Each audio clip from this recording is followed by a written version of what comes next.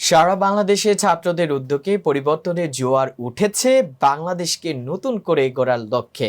ছাত্রছাত্রীদের অংশগ্রহণে পুরো দেশ নতুন করে গড়ার লক্ষ্যে কাজ করছে শিক্ষার্থীরা।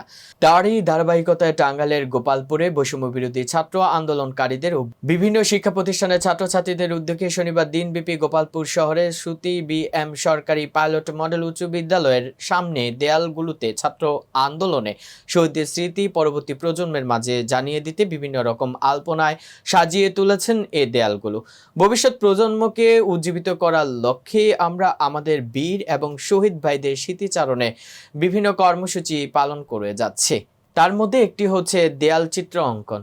আমাদের শহীদ ভাইদের প্রতিকৃতি, রক্ত লাল স্বাধীন বাংলাদেশের পতাকা, স্বাধীনতার প্রতীক, নির্যাতিত ভাই বোনদের হাহাকার এবং স্বৈরাচারী শাসকের সিম্বল, এই বিষয়গুলো জনমতে ফুটিয়ে তোলার জন্যই আমাদের এই চিত্র অঙ্কন এবং দেয়ালি লেখন।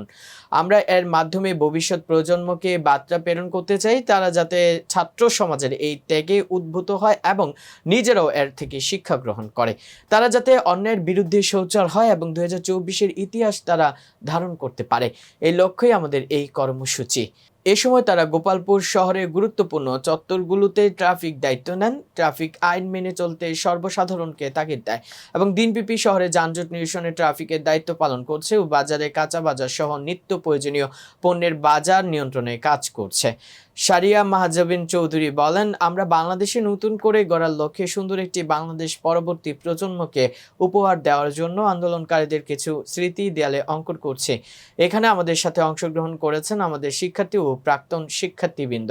মোহাম্মদ কাউসার তালুকদার শিক্ষার্থীদের বলেন, এখানে আমাদের প্রায় 200 জন ছাত্রছাত্রী ভাই বোনেরা সারাদিন ব্যাপী দেয়ালে আলপনা ও যানজট নিরসনে কাজ করছে এবং একটি দল নিত্য প্রয়োজনীয় পণ্যের দ্রব্যের বাজারে মনিটরিং করছে এবং আরেকটি দল ট্রাফিক আইন মেনে চলার অনুরোধ জানাচ্ছে এবং তাদের কাজে সহযোগিতা করার জন্য অনুরোধ জানাচ্ছে।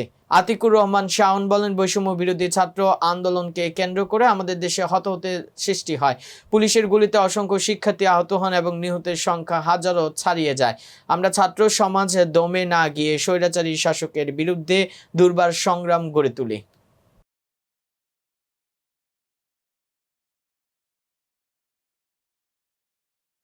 দর্শক, ভিডিওটি ভালো লেগে থাকলে অবশ্যই লাইক, কমেন্ট, শেয়ার করে কাজী টিভি নিউজ 24 এর সাথেই থাকুন এবং সবার আগে সকল আপডেট পেতে ভিজিট করুন www.kajtvnews24.com।